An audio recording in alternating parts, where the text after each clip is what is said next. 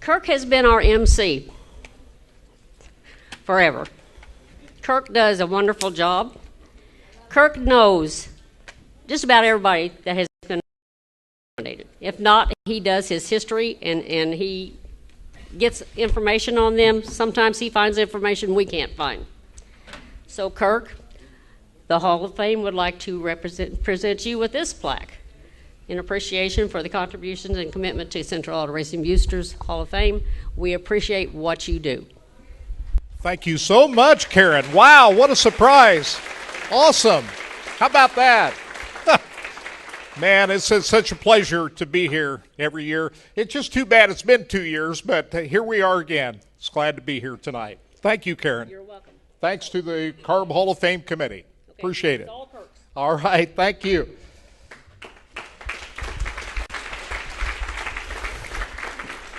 Thank you very much. We had a little bit of a system failure here, but we had to change some things. But I think if everybody can hear me, we can get on with the program, right? How's everybody doing tonight? Everybody doing okay? Good to be here tonight. Thanks for having me again. We appreciate being here. And, you know, this is such a thrill for me because I remember watching a lot of these guys around. That's what happens when you get old. You remember when they were out on the racetrack. So it's just a real pleasure for me to be able to honor all of the Hall of Famers over the years, and especially those that are going into the CARB Hall of Fame tonight. And we're going to get started. I know everybody's probably hungry after that little delay here, so we're going to get things going tonight. And our first Hall of Fame inductee is Thad Dozier. And boy, I remember watching him race. And what a great race car driver Thad Dozier was. The 2021 CARB Hall of Fame inductee, the late Thaddeus Jefferson Dozier, we know him as Thad, was born in 1935 in Brunswick County, North Carolina, and passed away this last summer just a few miles from where he grew up after living in Kansas for many years. After high school at the age of 18, in 1953, Dozier came to Topeka, Kansas, where he was stationed at the Forbes Air Force Base. After he was done with his tour of duty in the military, he decided to stay in the capital city. The Tar Heel turned Jayhawk started his racing career in 1956 with a 1936 Plymouth he bought for $12.50. Can you imagine that? He first raced at Windy Hill Raceway in Maple Hill, Kansas, and those early runs resulted in his car upside down about as much as he was right side up. Besides Windy Hill, the young racer would cut his teeth at other tracks, including Shawnee Speedway east of Topeka, Riverside Stadium, and Savannah Speedway in Savannah, Missouri, where Thad would take his first track title back in 1960. By 1961, super-modified racing had taken over the heartland. The Topeka Fairgrounds would become a big part of his racing career, running every Friday night. The first big super-modified race to be run at the Mid-America Fairgrounds was named the Jayhawk Nationals, and it became a featured event for decades to come. Thad Dozier, driving for Dwayne Vobach in his number 15 Super, would win the inaugural event, his first of many big victories over the years in open wheel competition. During Thad's career, there were many highs and lows, and for several years after his first big win at Topeka, Dozier remained in relative obscurity, but that all changed in 1967. It would change in a big way. Luther Brewer was one of the top builders and owners of super modifieds, and Brewer's relationship with Ray Lee Goodwin is legendary, led to multiple track championships and several feature wins during the 1960s. In 1967, though, the race team of Goodwin and Brewer were having an outstanding campaign, and at the midpoint of the season, Luther decided to build a new super for Ray Lee, and in turn, Brewer sold his old car to veteran car owner Jack Cunningham. Dozier would become the new driver for Cunningham at the Knoxville Nationals, the biggest super modified race of the year. The favorite was Little Joe Saldana. I think everybody thought Little Joe is going to win the Nationals, and it looked like he was going to do just that. Saldana set the bar high early by posting a new track record in qualifying. Dozier, meanwhile, adapted quickly to his new ride, winning the Thursday night qualifier. And on Saturday night in the finale, Little Joe was the class of the field, leading the feature while Dozier dueled with Tiger Bob Williams for second place.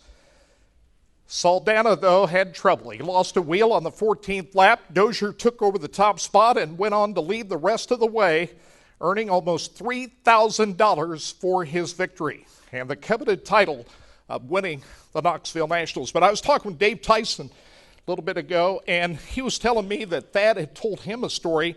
Maybe his most cherished win was back in, I was thinking 1961 or 2, when he won $1,000 at Riverside Stadium and beat some great drivers like Gordon Woolley and other great drivers, and he cherishes that win about as much as anybody. And you know, you pay $1,000 back in 1961 or 2, that's a lot of money back in those days. So even though Thad Dozier cherished his Knoxville Nationals win, he also cherished that early win at Riverside Stadium. In 1968, Thad tied with Dick Sutcliffe for the track championship at the Topeka Fairgrounds in his own number 74. He also drove his white Sprinter with lavender trim in BCRA and IMCA competition. Dozier picked the number 74 because it was used on his winning ride at Knoxville. This car had a great victory in the sprint car ranks across the United States. Hanna Jack Cunningham owned number 14 Super that had won 46 races and 3 track championships in 1969 with Tiger Bob Williams. This car also happened to be the former Super Modified that Thad raced to the Knoxville Nationals win. Reunited with his old car, Thad won the Topeka track title and the Jayhawk Nationals, both for the second time in 1970. The thing that is missing from Thad's career at that time was a major championship. Well, in 1972, Dozier teamed up with R&H Farms and mechanic Wayne House by racing their beautiful new black number 40 sprint car built by California's Roger Beck. And they got that championship. In 1973, they won the IMCA National Championship. And over the next few years, Thad, even though he cut back on his racing activities, he still had some great moments. In 1974, Dozier raced in the USAC Dirt Car Division. He finished 7th at Sedalia. And in 1974, Thad won another IMCA Sprint feature at Oklahoma City in the R&H Farm Sprinter, while finishing 7th in the NCRA Super Modified Winter Nationals at Enid, Oklahoma.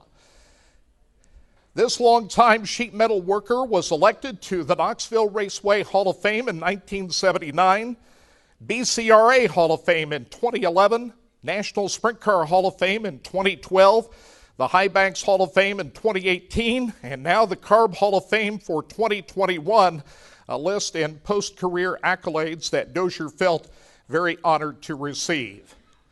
The news of the CARB Hall of Fame honor became even more special to the ailing Dozier after he learned he would be inducted with Kenny Schrader, one of his all-time favorite racers, before the great champion took his final checkered flag on June 20th, 2021. Ladies and gentlemen, here to present the Hall of Fame award to Greg Hanna, who's going to receive that award tonight, Tiger Bob Williams.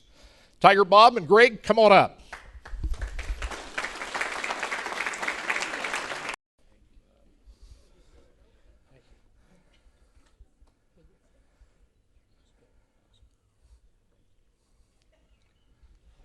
Thank you very much. Tiger, you want to say it? We're going to talk with Greg here in just a little bit. You want to say a few words about racing against Thad Dozier? Well, I don't know what sounds like you got everything covered, but one thing you didn't was, and what a great race car driver he was, and multiple feature wins, like you said, and national championships, and the Knoxville Nationals. But the biggest thing I remember about Thad was what a nice guy he was. He really was nice. Thank you. Very good. Thank you, Tiger Bob. Greg Hanna, the son of the legendary Gary Hanna. And, boy, that was a pretty lethal combination when Your dad hooked up with Thad? Oh yeah, they were fast. Yes, they were fast. Just kind of talk about that a little bit. What are your memories? Well, I was pretty little then, but they did have a good team, and my dad was a hard worker on the car, and he kept them in line, and Thad would really push the gas pedal real hard. Very good. Thank you very much. Greg Hanna. Very good. Hall of Famer Thad Dozier. He's looking down on us right now. How about giving Thad a big round of applause?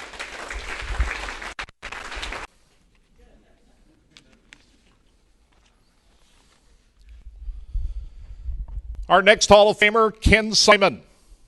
We go back more than 60 years in chronicling the career of our newest inductee to the CARB Hall of Fame.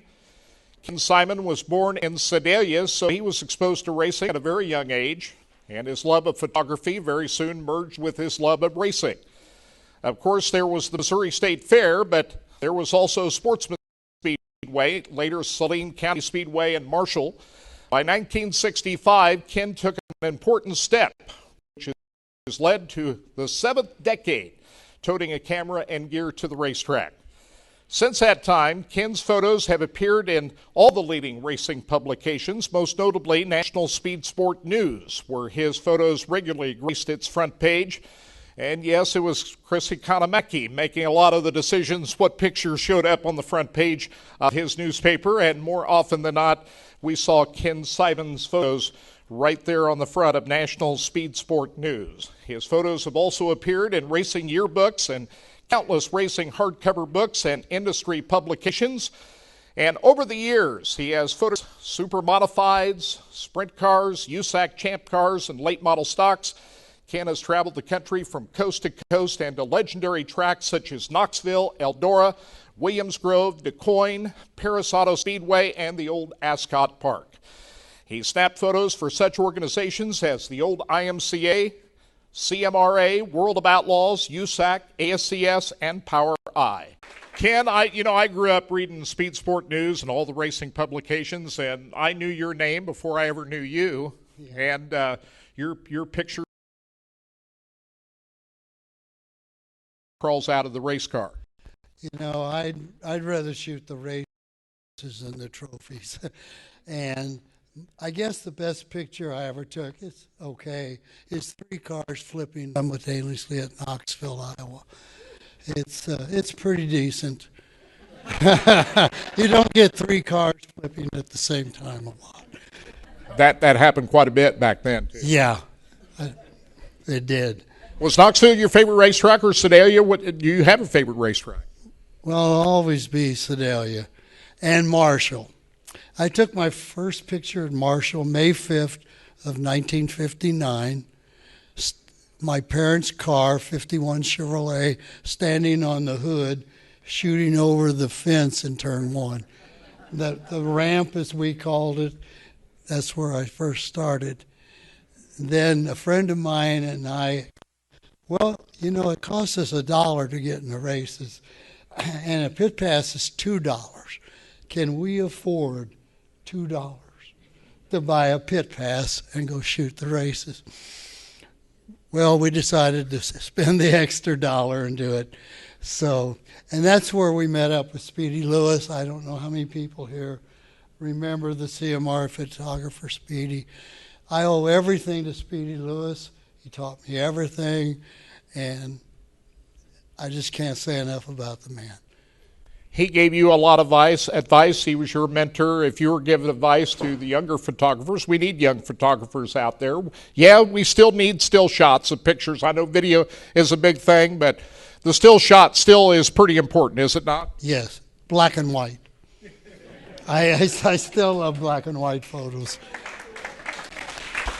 And photography has really changed a lot. Back, you had to develop the film and make the prints. It's a lot different now, isn't it? Oh, yeah, digitals. I can even do it. I can't turn the computer on, but I can shoot a digital camera. So, how much does that change photography? For a good photographer, a lot, because no offense to any of you, but there are people come out because they have a digital camera and they think, this is easy, and they get in our way. Especially trophies, the cell phones. They need to ban them from the racetrack.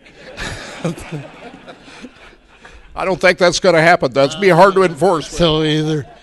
And with this injury in tennis, I got thinking, gosh, I don't know if I'll ever shoot another trophy picture. But I hope to get better. By the time I'd get up to the victory lane, it'd be like there's nobody there. Kind of like at Lake Ozark when Scotty Cook keeps going on, and I look up at the stands and there's nobody in there. Scotty, who in the heck are you talking to? Hey, Steve Lewis gave you a lot of advice back in the day. What advice would you give young photographers now about shooting races? Well, be prepared for. It's not going to be a great thing. What am I trying to say is there's going to be some ups and downs. And for me, a lot of downs. But, you got to take the good with the bad and don't ever quit. And don't leave a race where the two are fighting for the lead to go take a trophy picture, because they're good, but I just soon see races as trophy pictures.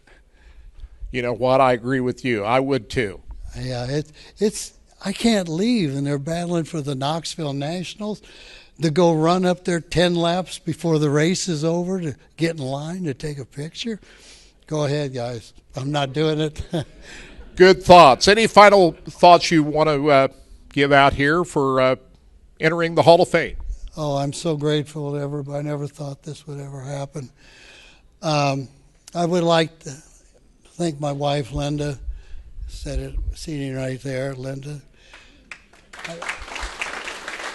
I remember one deal. We were at Ozark Empire Fair, and we just had a girl, I think she was 6 or 9 months old, and it was a cold August night, and they didn't even have push trucks for the race cars because they're stock car people.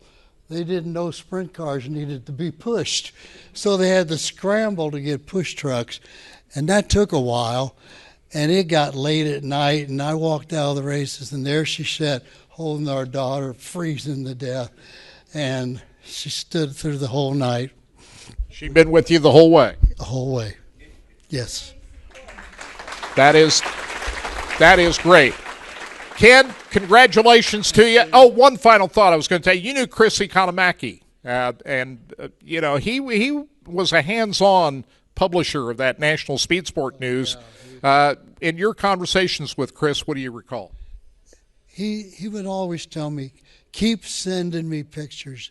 They're good. I want them. I said, no, I send you too many. No, you don't.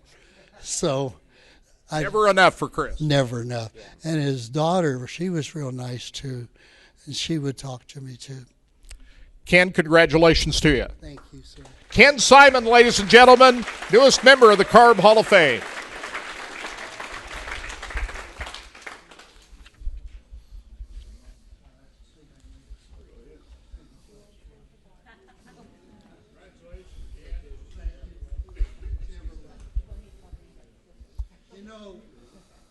One other thing. I coached football, basketball, and track for 47 years. And she stood by me. It was never an off season. I'm sorry. There was never an off season. Football went to basketball, basketball went to track, and then it went to race season. So there was never an off season. I can't be so thankful of my wife standing by me this whole time. Thank you. How about a hand again for the entire Simon family? How about that? Never an off time for Ken Simon.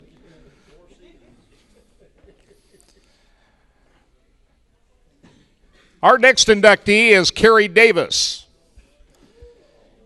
Hearing the name Kerry Davis brings a smile to anyone who's watched racing in Kansas City. ever since he first strapped into a race car more than 33 years ago.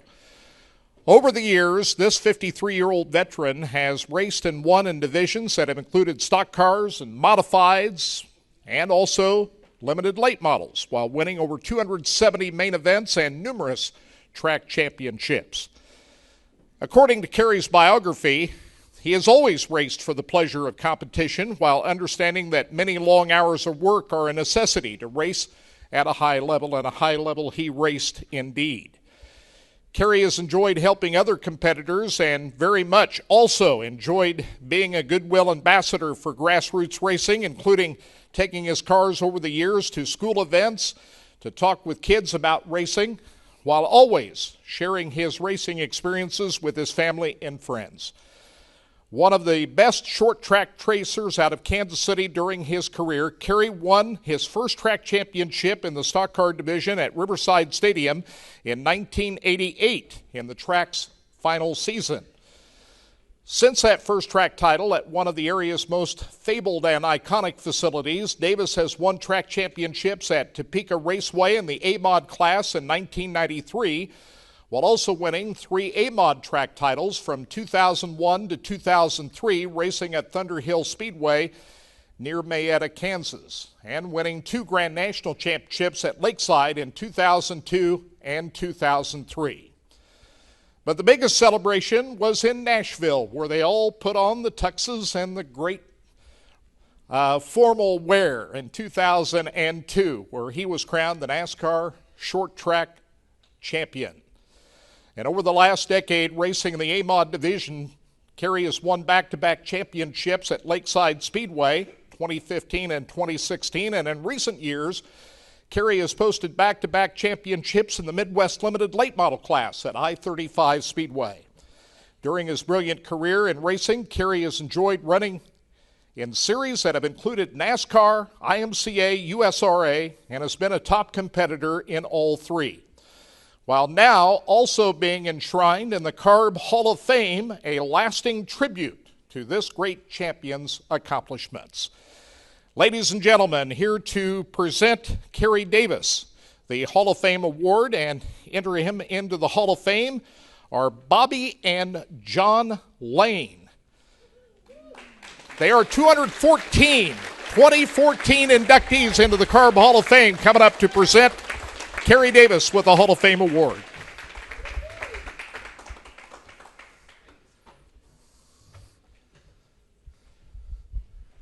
It's been a long time. It's been a day or two, hasn't it? I met him in 1987. He was a rookie at Riverside Stadium, and the next year he was champion. So came a long ways and been a good kid the whole way. Thank you very, very much. How about a hand for Kerry Davis, ladies and gentlemen, newest Hall of Fame member.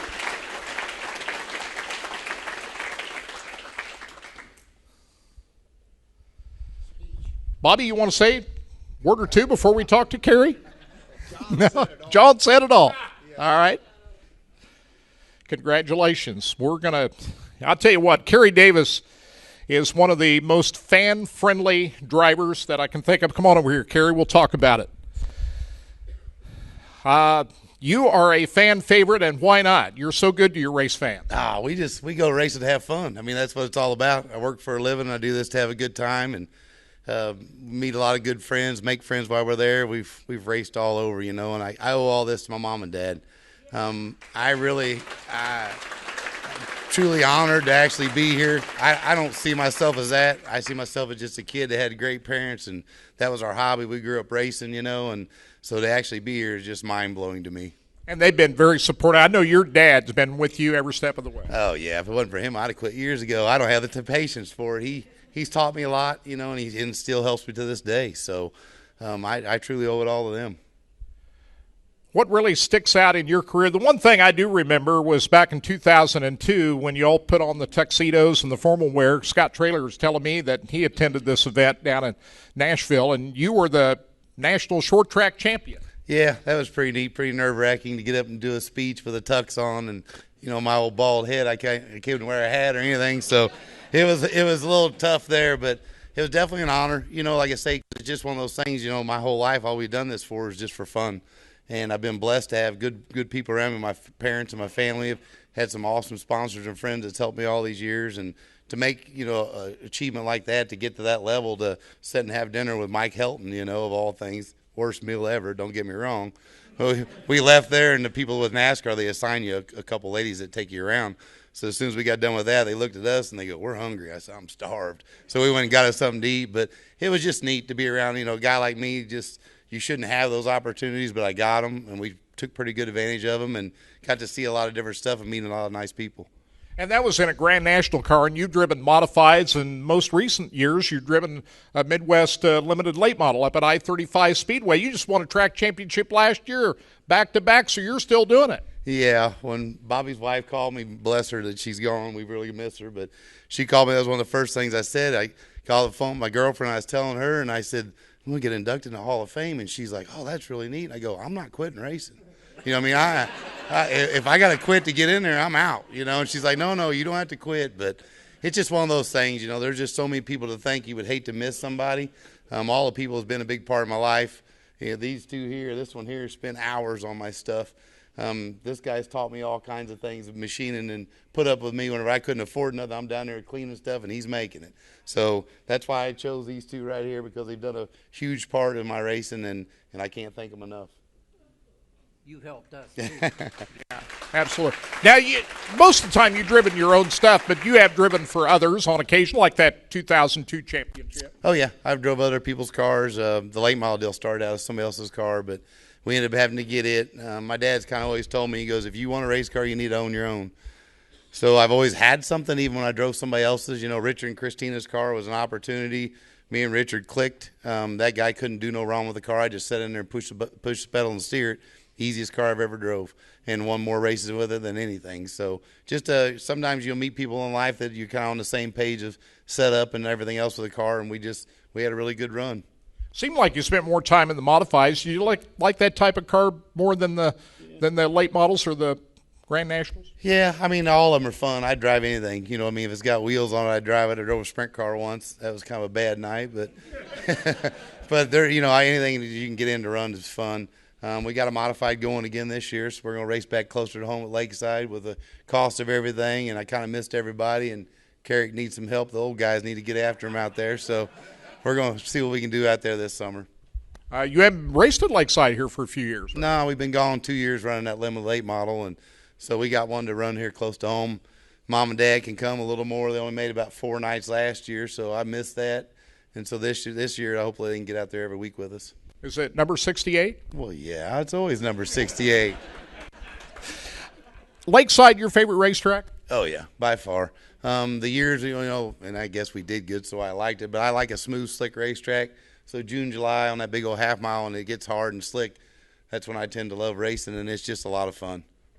I know the Thunder Hill Speedway, it was a high-back racetrack, but it's no longer around. No, they you know, like I said, we've lost a lot of good racetracks. That's why we all need to get the youth out, and that's why I spend so much time with the kids. You know, I'm a service manager at a dealership during the day. When you go racing on the weekend, you get a little kid wants your autograph or get in your car, you better spend the time doing it, because to them you are somebody, and it does make a difference. That's, you know, my earliest memory of a race car was my mom and dad taking me to Riverside. Frank Hedge was racing a figure eight. It was an old modified. He turned into a figure eight car. And I remember they took us down there, and I got to get in the car when the night was up. It was all tore up. It was hot inside there, and just the smell of that car. I was a little kid. I still remember today. So, I mean, it gets them hooked. So we definitely need to spend the time with the youth. Van Chevrolet's been pretty special to you. Oh, yeah. I've worked there I'll be 36 years in July.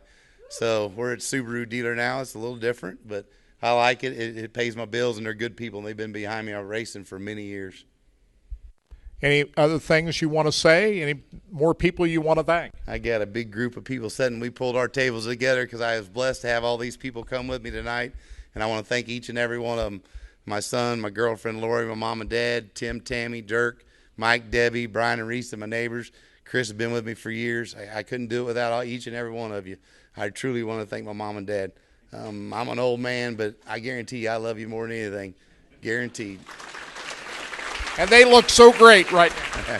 Oh, yeah, I'm glad to have them. Kerry, congratulations to you. Thank you, guys. Thank everybody in here. I appreciate you. Kerry Davis, Hall of Famer.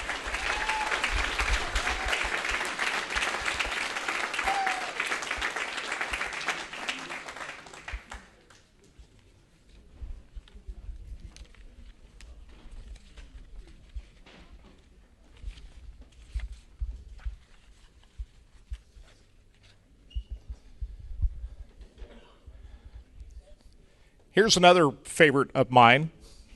I haven't seen him for a long time. He's been down there in San Antonio, but he's back home now. And growing up in the 1960s and early 1970s, Dosher, Kansas driver T.J. Giddings caught the tail end of the super modified era, while later becoming a top competitor in non-wing sprints, wing sprints, and even champ dirt cars on occasion. The always smiling and friendly Jayhawker, who now lives in Texas, first cut his teeth in open wheels cars at Shawnee, now later known as Topeka Raceway, located east of the capital city. That was in 1975 at the age of 18. That season, Giddings would win the CARB Rookie of the Year award. And later the story goes that after a conversation with fellow 2021 CARB Hall of Famer Jerry Potter, Giddings was convinced that to improve as a race driver, he needed to take his act on the road, which over time T.J. did very successfully, raced all over the country. During Giddings' career, he would race at over 40 speed plants in different states while winning around 20 feature events.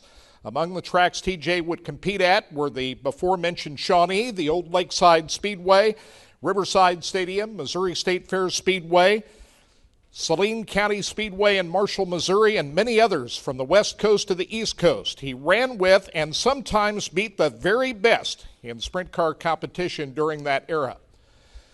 One such occasion came at the Old Lakeside Speedway, where Giddings won $2,000, big prize back then, while defeating legendary drivers Steve Kinzer, Doug Wolfgang, Ricky Hood, and fast-timer John Cernette. That's some pretty heavy hitters there he beat.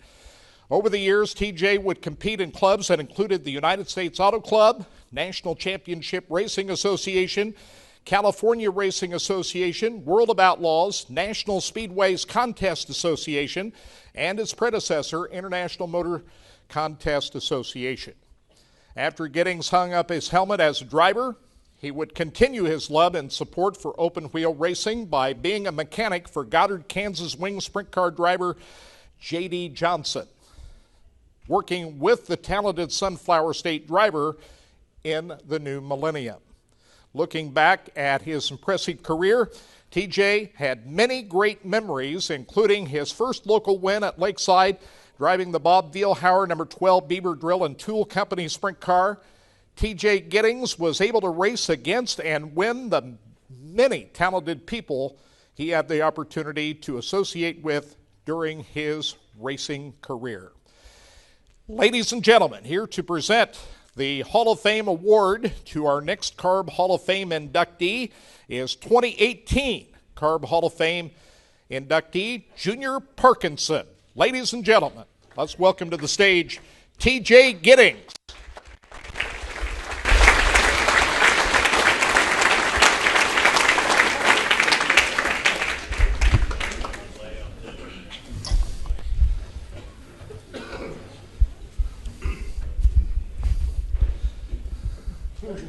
There he is. Accept the award.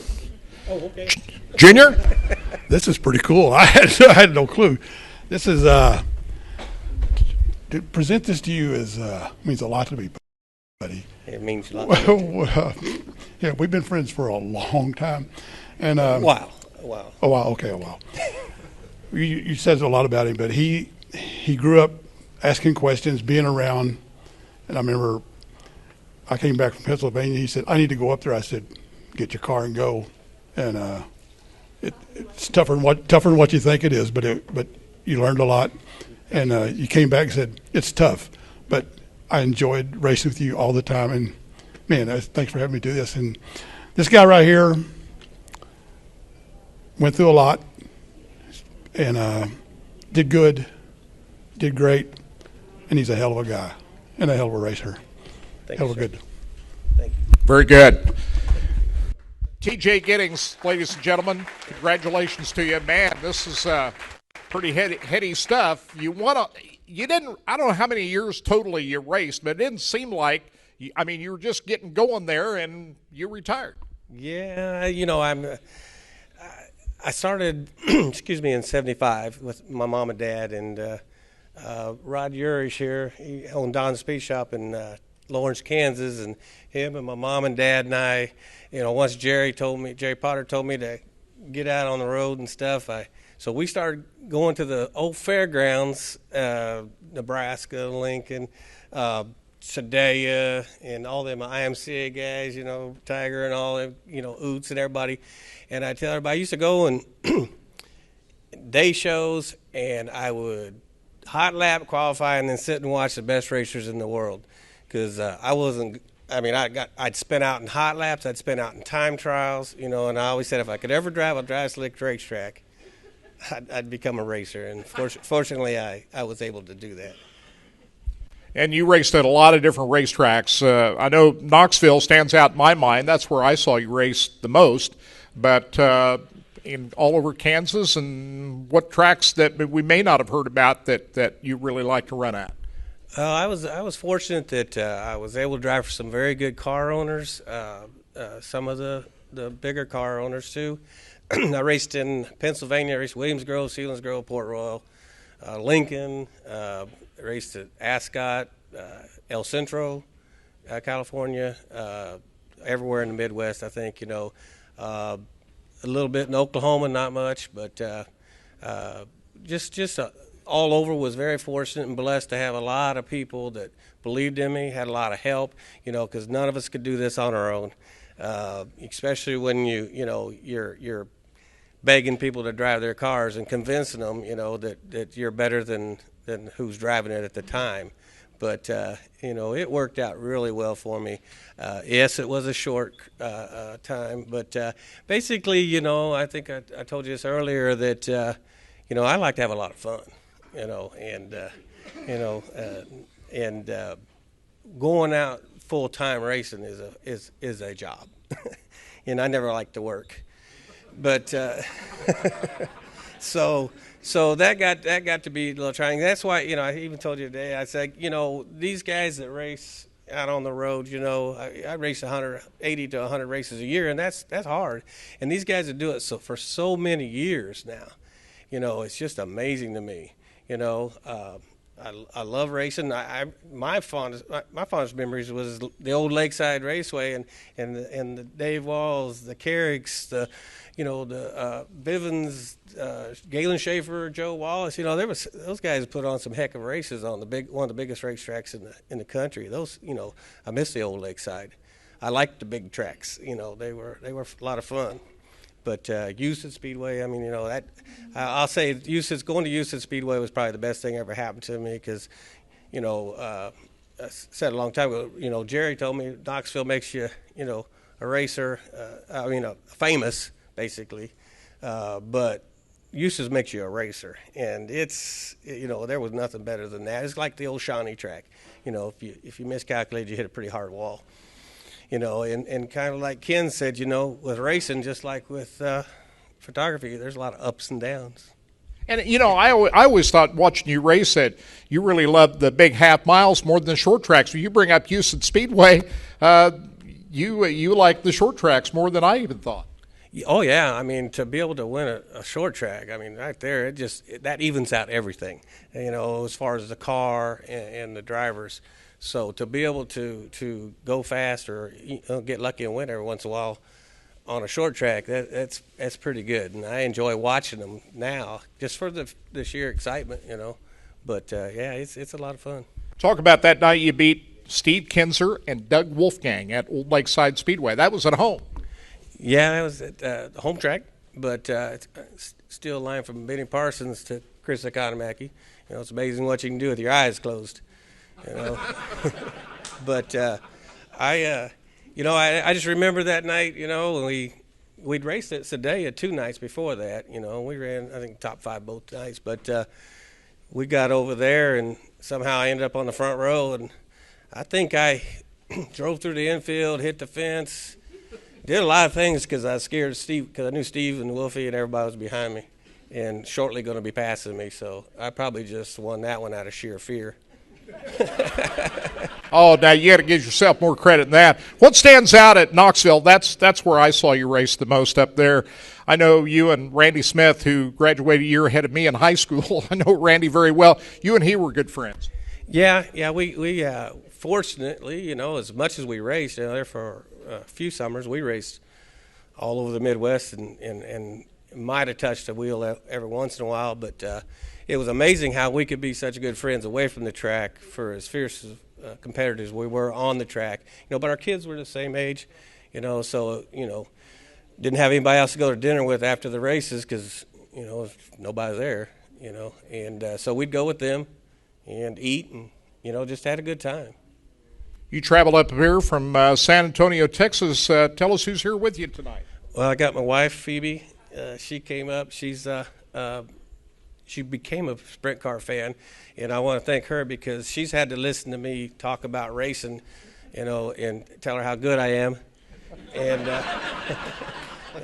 and then my of course Rod Urish and his wife Tracy, they're here too. My oldest son Justin and his wife Karen, Andrea, and my youngest son Christopher Giddings. Most everybody knows him by Snow.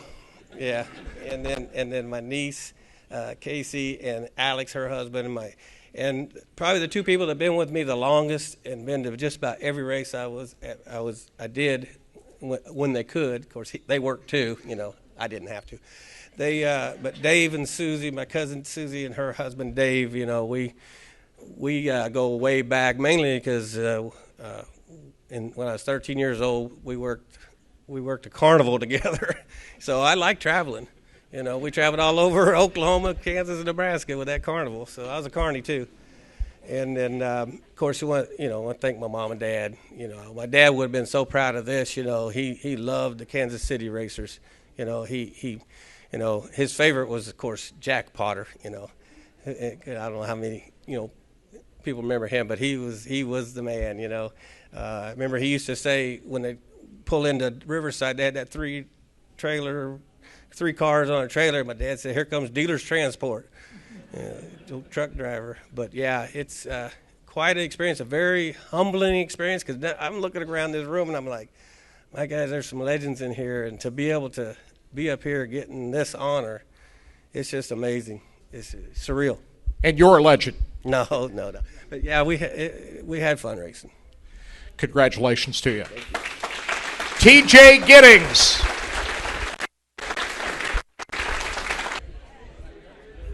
Everybody have enough to eat? Everybody doing good? It was great food, by the way. Congratulations to the folks here at the Elks Lodge for putting out a great meal tonight. We are ready to continue with our Hall of Fame presentations. And we're going to start off this second half of the program with Jerry Potter.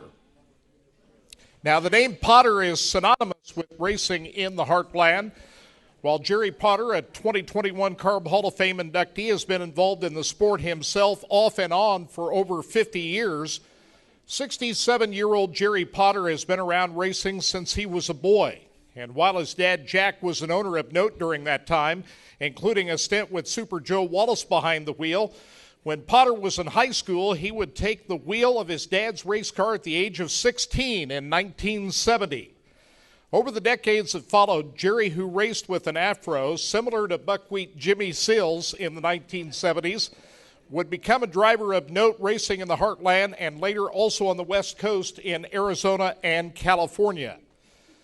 Until the new millennium, Potter would ply his racing trade mashing the button behind the wheel of supers, sprints, wing sprints, midgets, champ dirt cars, and taxi cabs.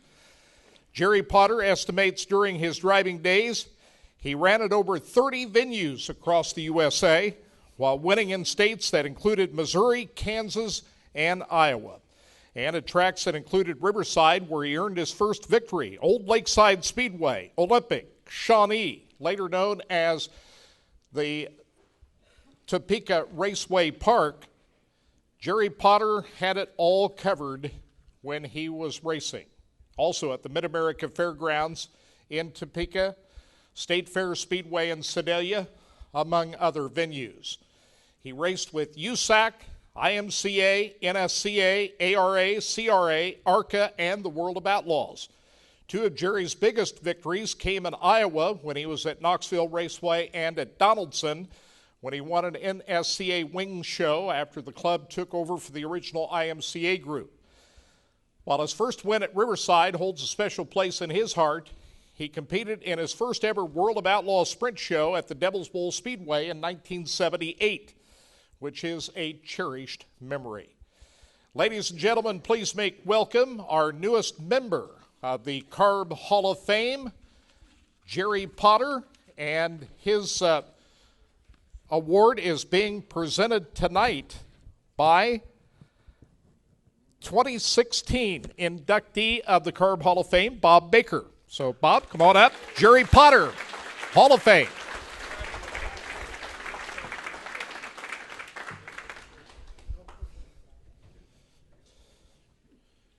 Congratulations, Jerry. Bob? What do you want me to say? Don't tell him the truth. Do you want me to tell him the story or not? You want to tell him? No. You tell him. All right. I'll tell you about Jerry Potter. I've known Jerry since I was probably about 17 or 18 years old, and he's a great ambassador for sprint car racing in general in Kansas City, and just a good guy. I mean, I couldn't recommend anybody better to be in the CARB Hall of Fame. Congratulations, Jerry Potter. Thank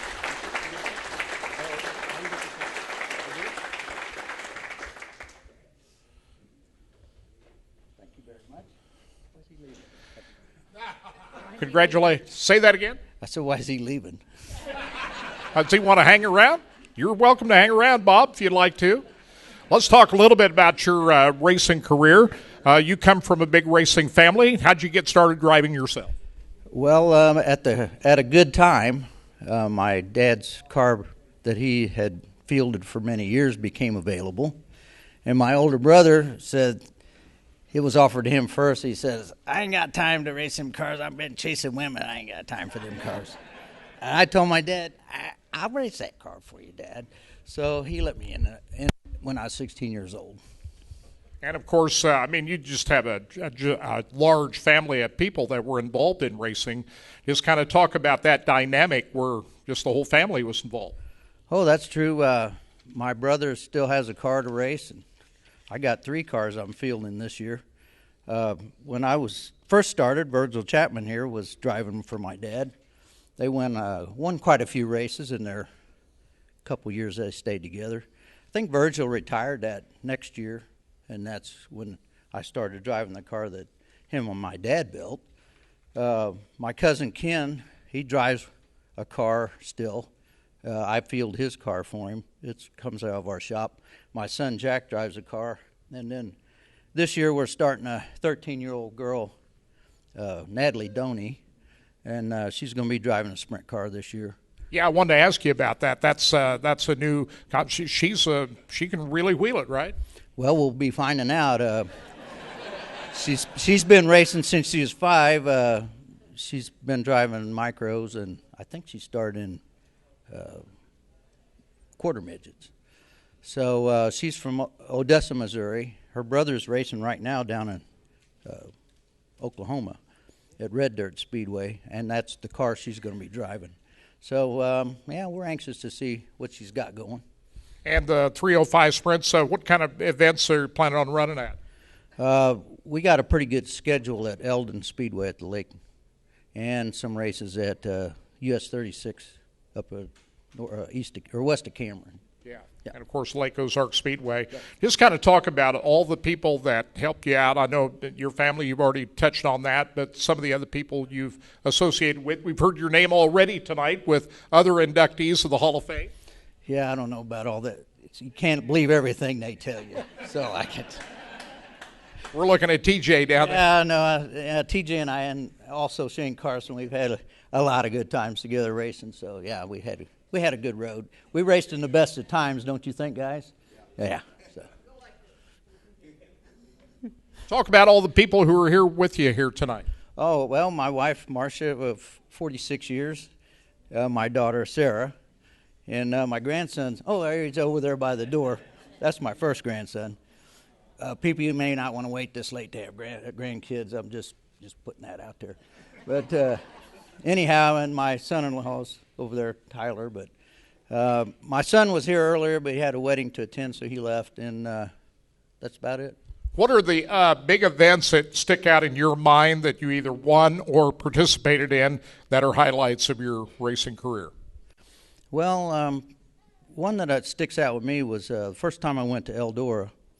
That was I just started racing for Saunders, the 47 car from Des Moines. We had a pretty successful start and went to Eldora. There was, I don't know how many cars were there. 100 and some cars qualifying, and we qualified second quick time. That wasn't the challenge there, though. The cars are so fast there, when you get in a heat race, the times are close, so these cars are all fast, and I was running last most of the heat race. I didn't think we was going to get in, and it was like the sea parted.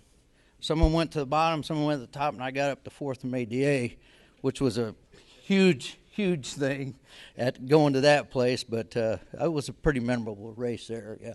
Talk about you were raced in the very first World of Outlaw race at Devil's Bowl Speedway, 1978. Talk about that day. Well, I was fortunate enough I got a ride with Mervyn Gene Wood from St. Joe, Missouri. They had a Grant King spring front car, very good car, very good people to race for, but we went down there and had trouble. Kind of, T.J. saying they had some trouble down there too, but we had trouble and we kind of missed the first day of the racing deal because we couldn't find the problem. So the second day we got it figured out and we raced, but it wasn't a great trip for us. But, that's how racing is. Sometimes you don't have great trips. Talk about what it means to enter the Central Auto Racing Boosters Hall of Fame. You've been around Kansas City area all your life. Well, it's quite an honor. If I correct me if I'm wrong, did Charlie Heritage kind of start this? Am I right? The Central Auto Racing Boosters, one of the founders. Yeah, okay. So when I was a teenager, I ran around with his daughter, Vicky, because she was friends with my brother's girlfriend. And so I got to know them that way. So, yeah, they've been around a long time, and I can't believe they selected me. Yeah, we lost Kathy Heritage here just a while back, so thinking about the Heritage family. Yeah, haven't heard of anything about Vicky, but maybe she's around, maybe she isn't. But yeah, they were great people. They really boosted the racing. Final thoughts. I've been, like you said, kind of an ambassador. I have gone to high schools in the past as a career day and introduced them to a lot of stuff for racing. So, we can't do enough of that. We got to get young people in this or it's not going to be around. And last one I did was Eldon High School in Missouri. And we set up a booth with Ozark Speedway. They gave away some tickets, ended up hiring some kids to work at the racetrack that summer. So, I'm always encouraging that thing. The COVID deal hit pretty bad and nobody got to do the schools last couple years, but that's going to come around again. And so, you drivers that can still do something, if you got a day to find out when a career day is at a high school, bring them kids in there, show them to the racing side of things. So, and the car parts people, race car parts people, they give you all kinds of stuff because they're always hiring people to grind camshafts or crankshafts or whatever. So, great opportunity in racing, and I just try to put it out there. Congratulations. Thank you very much. Jerry Potter, ladies and gentlemen, new Hall of Famer.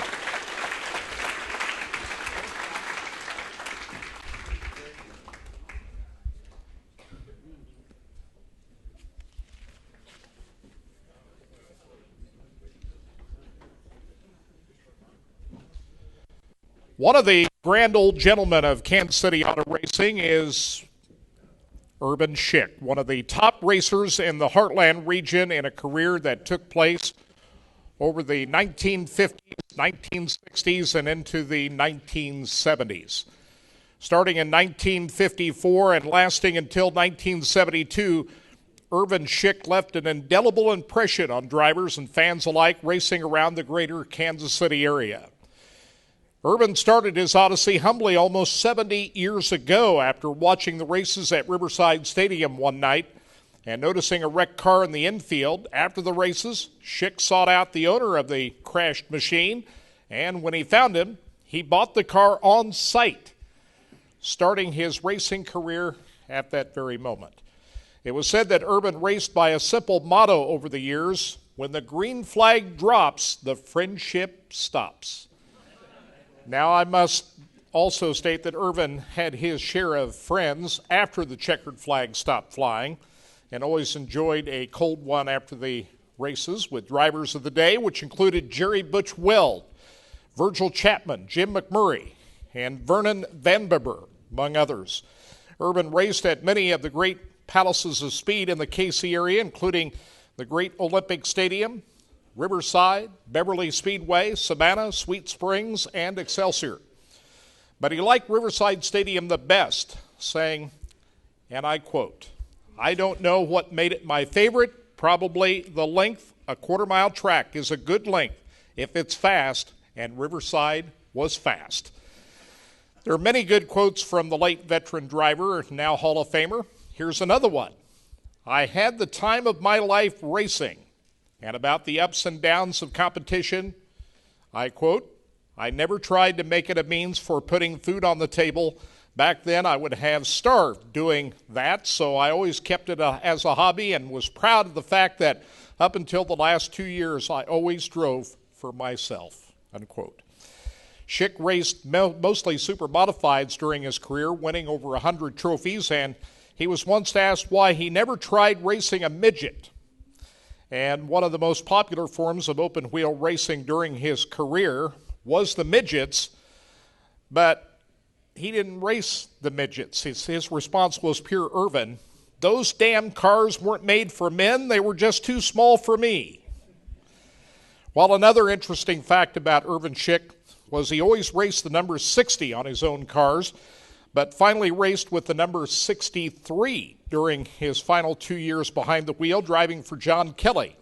And it was driving without that lucky number 60. He got his first ever and only win at Olympic Stadium, driving for Kelly in his number 63 Super, which coincidentally was also the last night of racing at the old ball field, which turned into a racetrack in the early 1930s. A great finish to a great career for 2021 CARB Hall of Famer and the late Irvin Schick, who also, before his passing, thanked racing friend the late Jim Dooley, who Schick stated didn't think he could have done it without him. Ladies and gentlemen, here to present the Hall of Fame award to his grandson, Aaron Schick, is Virgil Chapman, the great Hall of Famer, who himself was inducted into this Hall of Fame in 2004, the inaugural class. So come on up, Aaron Schick, and we will present that award. Virgil Chapman doing the honors. By the way, I'm his son.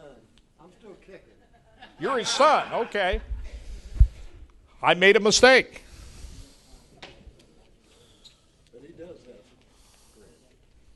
And great friends. You're Aaron? Yes. Okay. All right. We'll present the award. Virgil coming up on stage.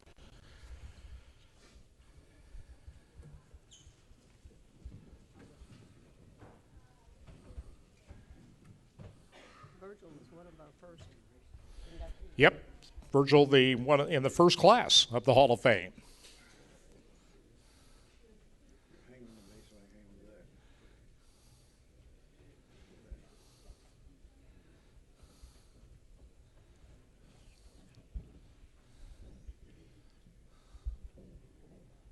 In memory of your dad, Here. the Central Iowa Racing Boosters Hall of Fame presents this to you and your sisters. Thank you very much. Appreciate it.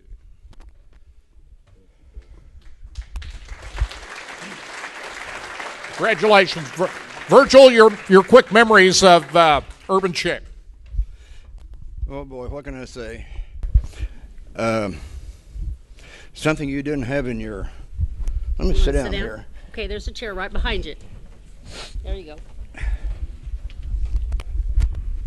At my age, we don't do anything very fast. Something I don't believe you had it in your information. That up too close to you. Something you didn't have in your information was that Ervin won the Riverside Championship in 1965. He was track champion in 1965. And, let's see. I remember a race that kind of stands out of my mind. It's a good one. Down at Westline, 1963. He won the Trophy Dash, won his heat race, and I raced in that same race with him, and we had a good race. He was working the low side, and I was working the high side, and it was one of those races that stands out in your mind. You remember it, And oh boy, what else can I say about Irvin? This hasn't got anything to do with racing, but he's telling me one time that I think he worked for Bellinger, I believe it was. Belcher, yes.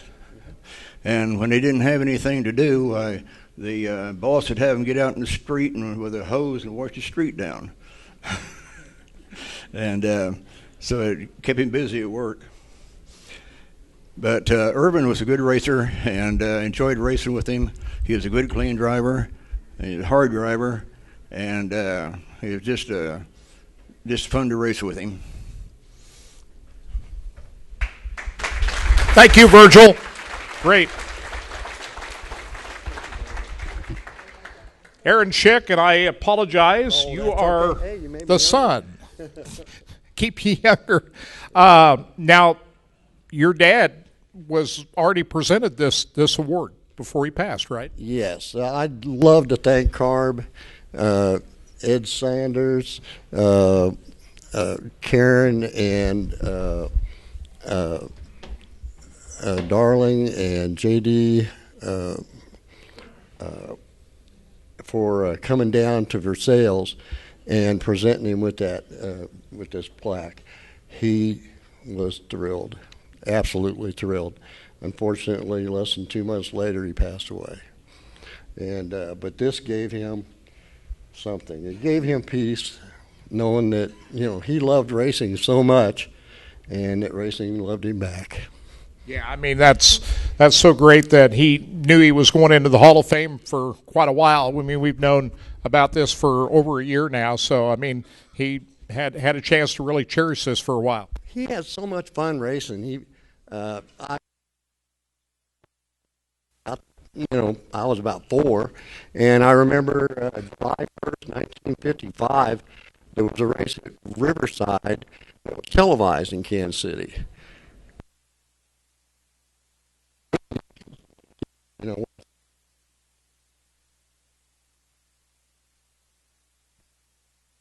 Wondering about that girl he was kissing after getting the trophy, but anyway. He just had a ball, and he loved all the people. Never heard him say a disparaging word outside of the pits, and what happens in the pits stays in the pits. And he just loved all the people, and he just loved to race. And we read some of his quotes that have been legendary now through the years. He didn't want to drive a midget. No, and I don't know why, but that just wasn't his thing.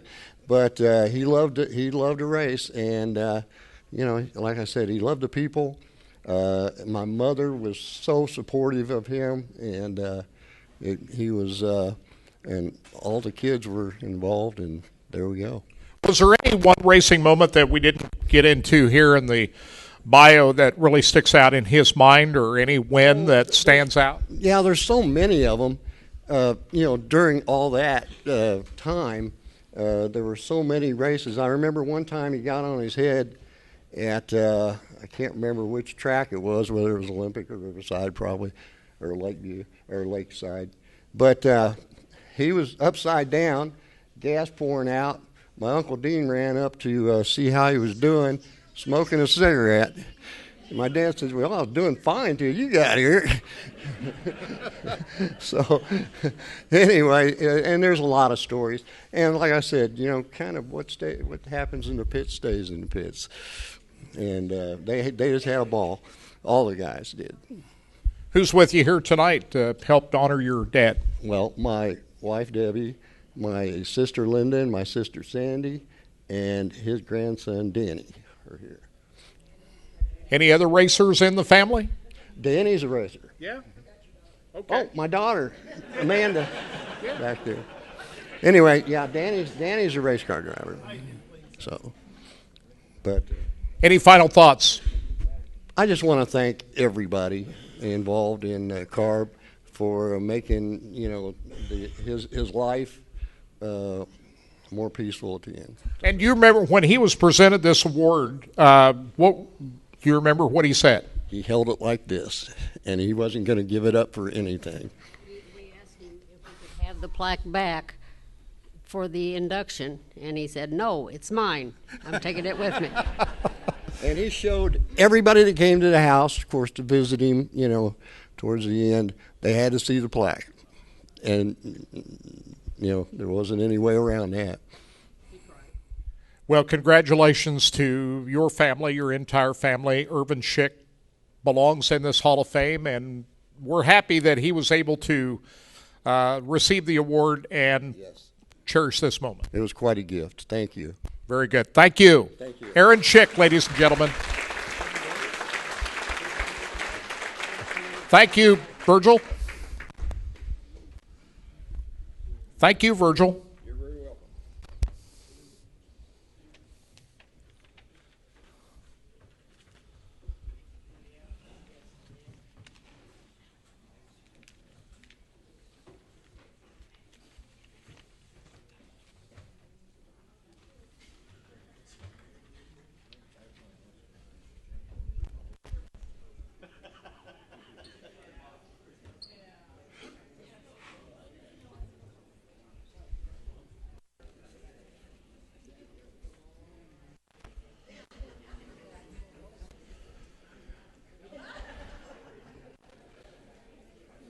We are going to honor the O'Neal family next. We honor father and son in this portion of the program. First, we pay tribute to John O'Neal Sr. The O'Neal racing story dates back to 1957 when John was just 13. He was already infatuated with cars and speed. That year, John Sr. purchased his first car, 1940 Ford, for $175. He was too young to drive it, so his uncle stepped in the seat and brought it back to Kansas City. John entered the racing world with good friend Mike Hepton, racing their car at the Old Lakeside Speedway. Hepton started driving, but then one night he was late to the track, so John Sr. jumped behind the wheel, and the results were phenomenal. A clean sweep, winning his heat, trophy dash, and feature. A star was born. He soon became one of the best in the region. In the early mid-'60s, John raced for Tom Taylor at Lakeside, Riverside, Olympic, and Shawnee, posting numerous wins and the Monkey Award for doing a monkey roll at Riverside. In the late 60s, Senior teamed up with Doyle Dahl, building numerous cars to race at I-70, the most successful of which was a Pontiac Stalker. As everyone knows, I-70 was a very fast, high-banked half-mile, and it was also dangerous. In 1972, Senior was laid up for a couple of weeks after destroying his beautiful Bobby Allison Buick.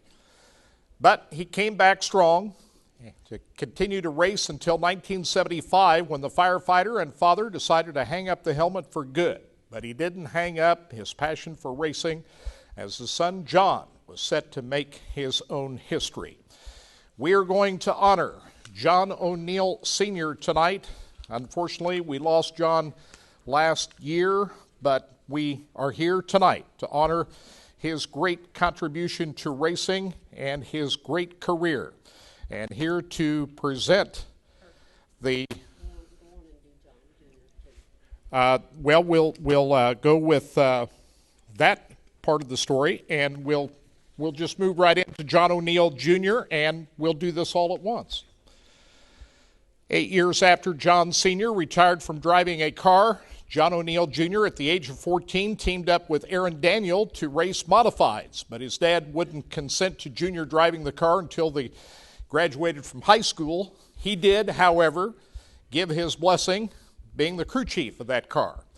Before the ink was dry on the diploma, John Jr. was behind the wheel of a car his dad built for him, and he won his first race.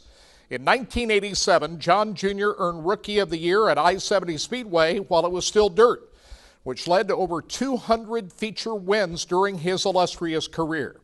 In 1996, he won the Lakeside Speedway Track Championship. And after a horrendous crash at I-70 in 1997, followed by a long recovery, John Jr. was back winning races in Texas. Then in 2001, he captured the I-70 Speedway Late Model Championship and NASCAR Heartland Regional Track Championship. John continued racing and winning races until health issues forced him to step out of the seat for good. John and his wife Joy have continued to give back to the racing community as promoters and track operators, and staying involved even before their son Austin is making a name for himself behind the wheel of a winged sprint car. Now, just like his dad did for him, John Jr. is all in, helping his son achieve greatness, and it's a good bet one day Austin will one day join his father and grandfather right here in this Hall of Fame, because that's what members of a great racing family are destined for. Ladies and gentlemen, here to present the Hall of Fame awards for both John O'Neal Sr. and John O'Neal Jr. is Tim Kerry, who himself was inducted into this Hall of Fame in 2018. Let's welcome John O'Neal Jr. to the stage. Tim Kerry to present the awards for his father and for himself.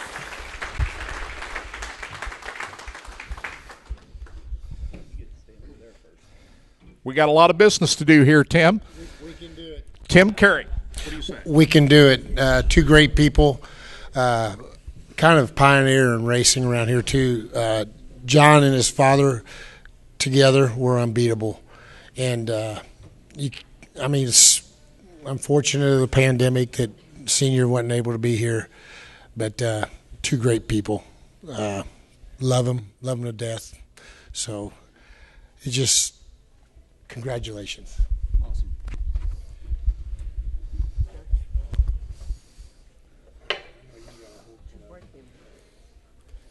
That's a whole lot of hardware. That's cool. Awesome. Got a lot to talk about. Let's first talk about your dad. No, you can't start there. Can't start there? You can start there. I won't get down off the stage. So. Well, we can start with you first. Whichever way you want to go with this, John. Let me try to lighten the mood up just a little bit. The last time Tim Kerry and I were on the stage together, he was the best man at my wedding. It'll be 20 years this year. 20 years ago. Yeah. So it's fitting that he stands up here with me today. First off, I'm a huge history buff, and I look out across the room and. It's just legendary. All the people that are in this room. I got my sprint car guys over here, and the fender guys are over here. But it's all about Kansas City history, and just to be a small part of it, and the honor that's bestowed on our family, is absolutely amazing. And to be able to go in with Kerry and Ken, the guy is absolutely hilarious. I enjoyed your speech. T.J. Everybody that's part of the 2021 class, we are connected for life, and we are a band of brothers to draw on history, and we get to stand up here and honor those who come after us. So, as a history guy, it's absolutely an amazing honor for my family, for the ones who get to share it with us tonight. My wife, my father-in-law, my son, daughter, and I just know my dad was really proud that he was getting it, and it's just crazy how it comes full circle, because I never got into racing thinking that I was going to be standing up here a member of the CARB Hall of Fame. I can remember going to, I think it was about 1985, 84, 85 when Aaron started racing, and we went to the CARB banquet back at the old National Guard Armory over in Kansas City, Kansas, 18th and Pacific. Well, my grandmother lived at 22nd Bunker, which is literally just right over the hill. And so that was home, growing up at the CARB banquet and honoring or, memorializing guys that you grew up. Because I was always a race fan before I was a race car driver. And going the old lakeside and watching these guys, I didn't know we had such a rich history of sprint car racing in Kansas City. I always knew that the old timers talked about it, but we never got to see it as kids. So, I missed out on that when I was a kid growing up. But I certainly got to see the likes of Tim and Tom Charles and Galen Schaefer rolling a stock car out of the back of a dump truck, and, Super Joe Wallace. And, my favorite driver growing up was a guy named John Oswalt, because he just had the name John and his last name started with an O, so it was fitting. But it was I would never change this for anybody or trade this in the world for anything.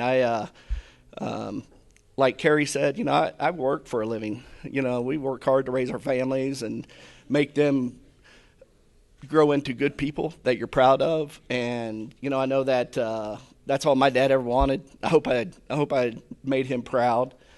And I think that's what all of us racing families do. I look at Tom giving up. He had a Facebook post today where he said somebody asked him about, does he still want to race? And he said, absolutely, but I'm giving up my racing so my grandson can do it. And I said, preach, brother, because, we have to make that tough decision. And for us to allow the next generation to step up and get behind the wheel and do it, you no longer can be selfish. And so I get to live my racing through my son now, and he chose the sprint car route. And I got to tell you, it's expensive. I told him, I was like, man, I raced a long time before I ever spent $30,000 on a motor. And I don't know that I ever spent that much, but that's what it takes to compete. And we only got one of them, so don't tear it up. But no, and in all honesty,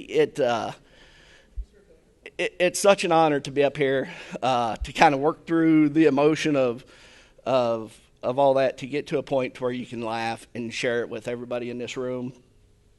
Bobby Lane, to the Lane family, my daughter's middle name is Lane, Layne. So that's what the Lane family meant to me growing up. It was people that you idolized. I seen how they raced. I wanted to be that good someday. And, Kerry talked about putting in the hours in the shop. There's a reason why guys win races. And the ones that are up here, they're the ones that are willing to make that commitment, make that sacrifice to do things that others don't. We don't go on vacations. We don't go bass fishing. We go racing. And it's what we do. It's a lifestyle. It involves sacrifice, and I think everyone in this room would agree with me saying how blessed we are to be able to share it with each other, and I think that's the blessing. Your dad and you had a long history at I-70 Speedway. Just how special a track was that? You made a lot of history yourself out there. Yeah, I got it.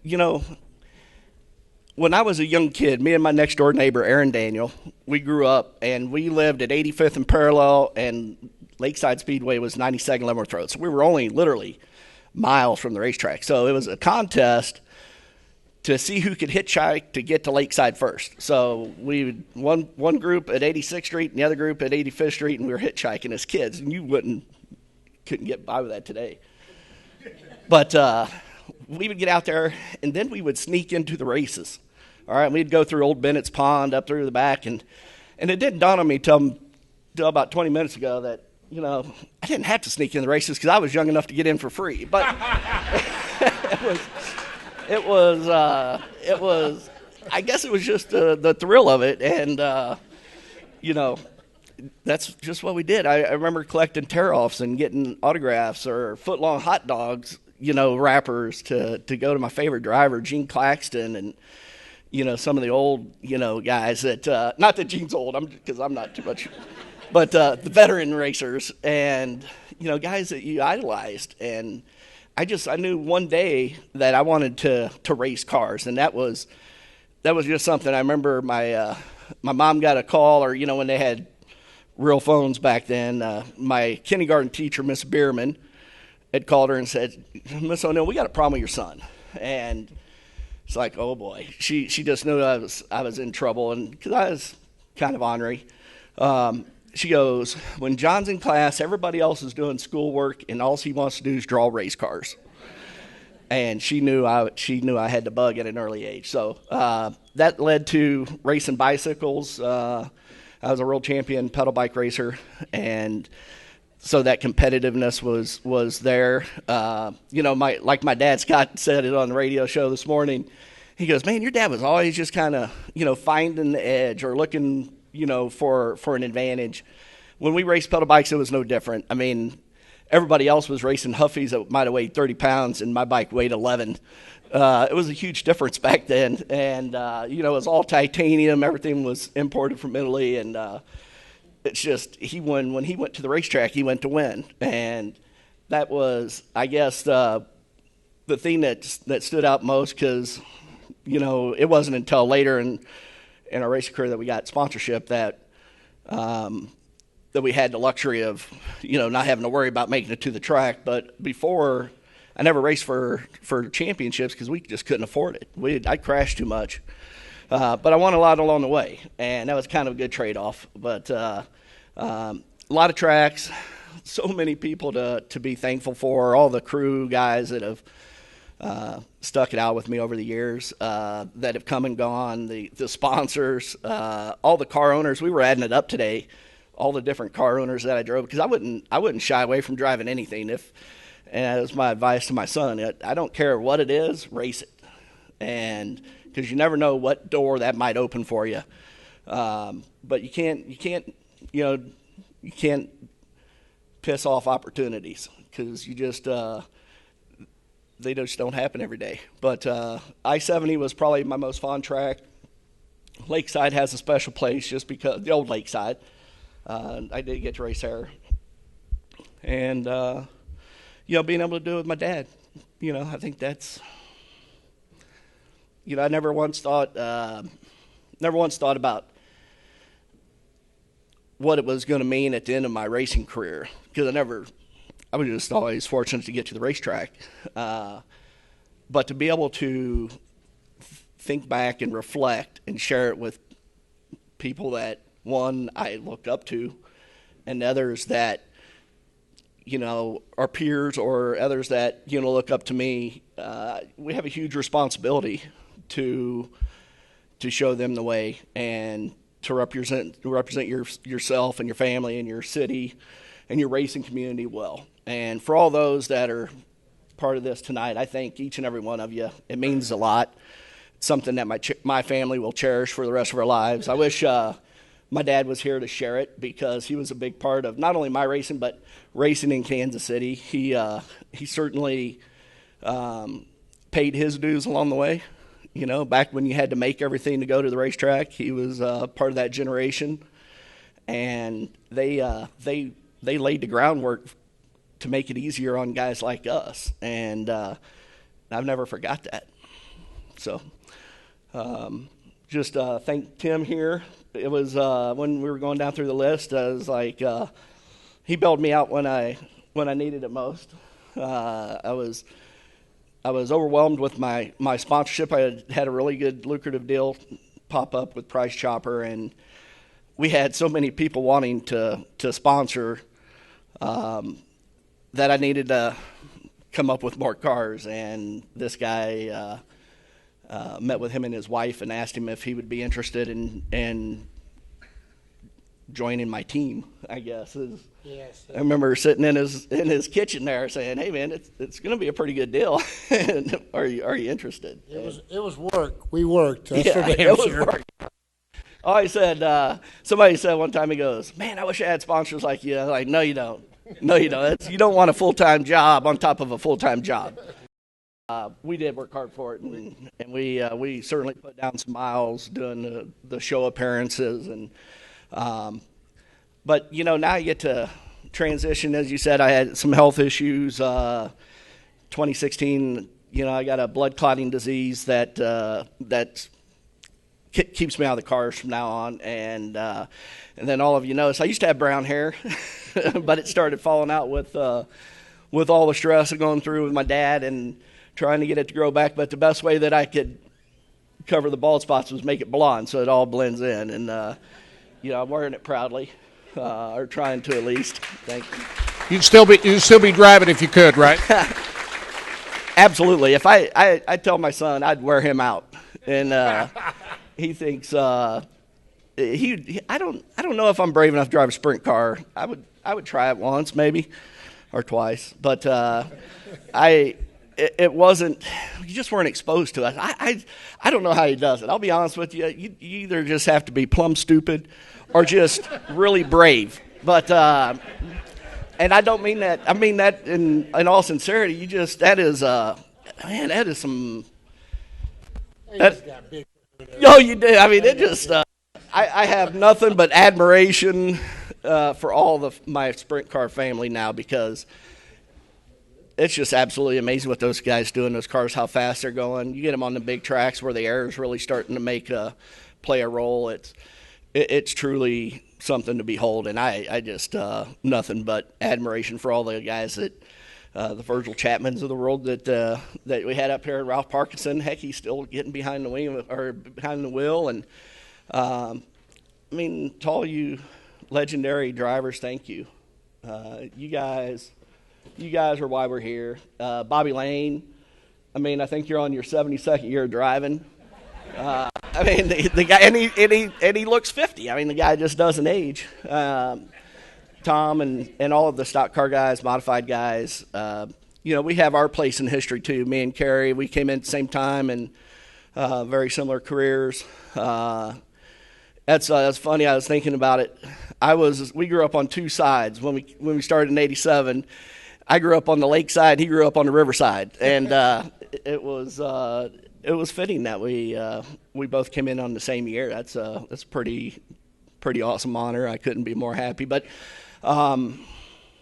man, I just what a great career. So many people to be thankful for, and my beautiful wife over there for blessing me with two beautiful kids. We got one that's going to graduate from high school this year, and then I have my daughter Addison, who I thought was going to be a race car driver. I'm still holding out hope, Addie. And the one about ready to graduate from high school, his first win is coming pretty soon. That's going to be a big night. It will. The sprint cars are so competitive. We have really good equipment, but you have to have great equipment, and we have good equipment. We're getting there, but it's like anything else. You got to pay your dues. To go from racing full fender cars to sprint cars it's a world of difference. And let me tell you, as good as we were on the pavement and the full fendered stuff on the dirt, the aero and the sprint cars, it's just different, and we're getting closer.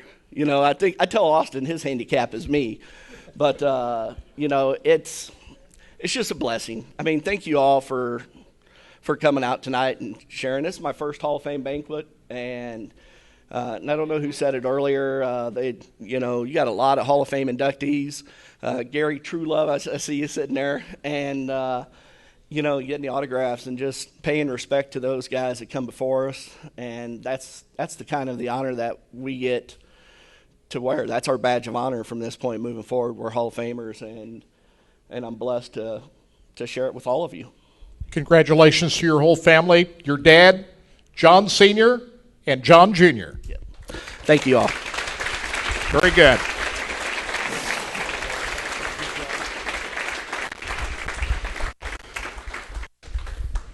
Awesome.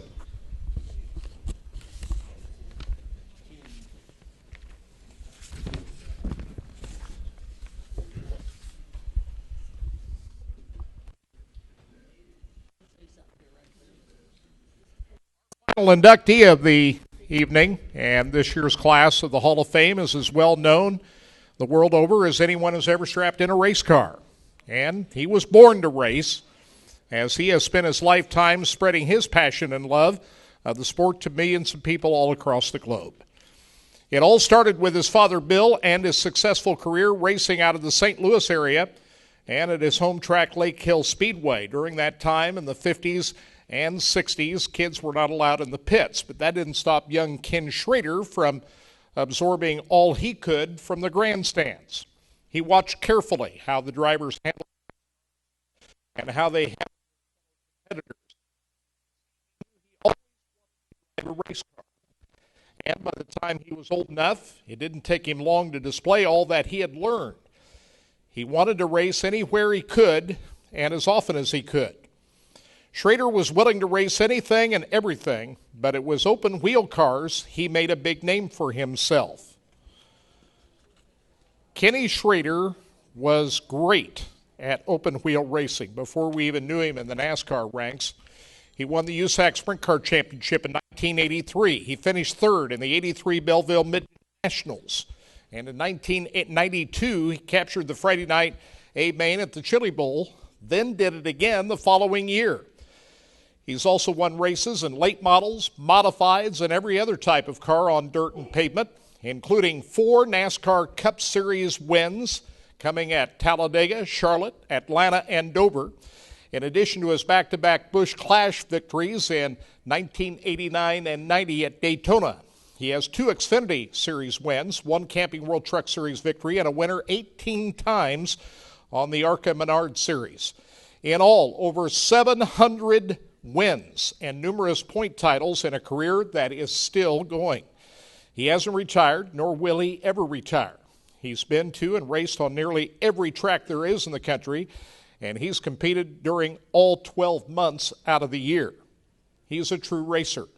His commitment to racing is not limited to the driver's seat. He's also a track co-owner and promoter, and his wife, Ann, co-own Federated Auto Parts Raceway in Peebly, Missouri, as well as Macon Speedway in Illinois. He's also the inspiration of Speedway Illustrated Magazine's Ken Schrader Racing Real Racer of the Year Award, which goes to those who motivate others by persevering through adversity and by continuing to be passionate about racing.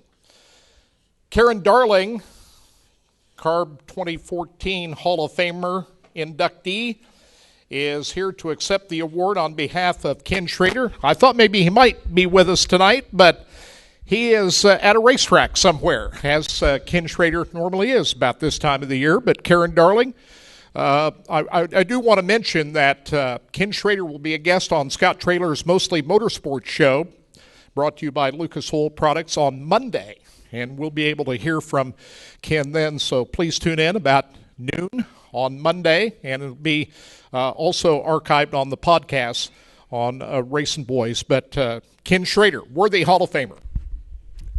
Well, when I called Ken, or Carla called Ken, to tell him he was going to be inducted to the CARB Hall of Fame, he couldn't believe it. He's not here tonight because, like Kirk said, he's racing. I had called and got a hold of Ann, and for the first one, when we were going to do it in October, she says, you know, darn it, we can't make it because he's racing. And so I called her back again and said, well, we're going to have it on March the 5th, like we always do, the first Saturday in March. So she said, great, he could be there. Well, the next thing I know, I get a call from Ken saying, what are you doing to me? I said, what do you mean? He said, I can't go. I'm racing. And I said, well, from now on, you better send me a schedule of where you are, what time you're doing everything, so I can get around it. But I said, it ain't going to do any good because we still do it the first Saturday in March. But anyway, he would have loved to have been here. He's honored. He was nominated by Tom Corbin, which was a very good friend of his. When I told him that, he got choked up about it. He couldn't believe it. But anyway, Ken loves racing, which you all know. He's been around all of us. He'll do anything for anybody. He's a good friend of ours. We used to race with him way back when, but anyway, he wants to tell everyone thank you. It's an honor. So.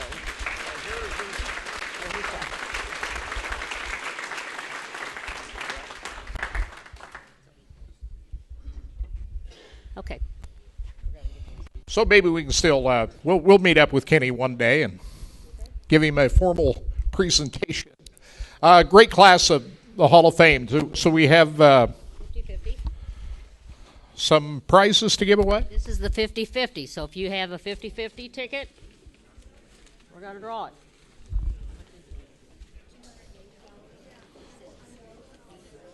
How? Do we know the amount? Okay, the total was $561, so your share will be $280.50. Sorry, I can't do math very fast. So get your tickets out. I'm going to draw it. I didn't get any, so you're free.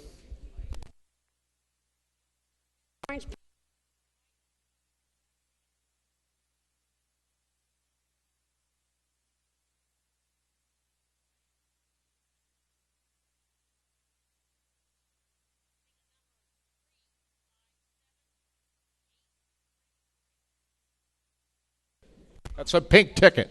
It's a pink ticket.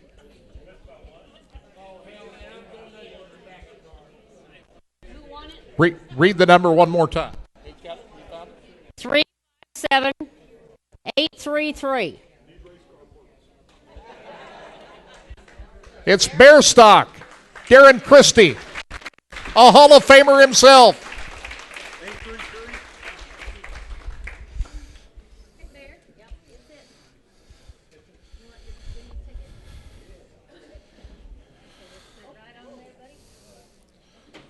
I always like that going to a Hall of Famer there, Darren.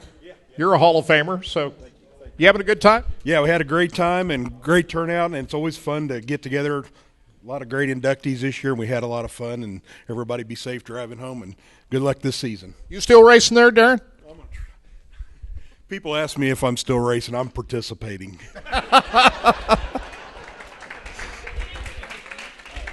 Okay, guys, now we have the second round of the door prizes. So if you got those tickets, those are the blue ones. It's 3100, 3069, 3085, 3091, 3092, 3065, 3115, 3142, 3011, 3012, 3044, 3097, 3075, 3154, 3066, 3031, 3037, 3093, 3058, 3014, 3048, and if you won, good luck. I want to thank all the people that have participated in our draw bag. We appreciate everything. Okay, before we all go, Ron Coble, are you here? Ron. Come on up. Covell. Ron Covell. Very close to the late Ray Lee Goodwin, who all of us are thinking about tonight. Not seeing Ray Lee here tonight is hard on all of us here tonight because he never missed any kind of an event like this. Come on up here, Ron. And I know, I kind of know what Ray would be thinking right now, looking down, but he would be smiling down on us as he will forever. He sure would, and everybody here, one way or another, has been know Ray Lee and have met him and know what a gentleman and a good person Ray Lee was. And this is the first time I've attended this event without him. Kind of hard. And I know if Raymond was here tonight and he was sitting at the table and you came over and talked to him, his favorite thing would be to you, he'd shake your hand and say, thank you for your friendship. And I just wanted the guys to let you know that he's thinking about us tonight, where he's at in heaven, him and Alice Jean. They're great people. And they love everybody here. They love CARB. He loved CARB. Thank you for letting me say that tonight. Thank you, Ron. Good job. And we're thinking about all of those that are not with us tonight. Carla Langston, I'm thinking, not seeing her tonight, and all of the ones that we've lost here in the last year. It is, it's heartbreaking, to be right honest, Karen, but we're thinking about it. Yes, we are. All of you guys, inductees, you with your families, if you would like a photo taken back here with your plaques, with your family and everything, we are proud to do it for you. So meet back there. Thank everybody for coming. We really appreciate it, and hope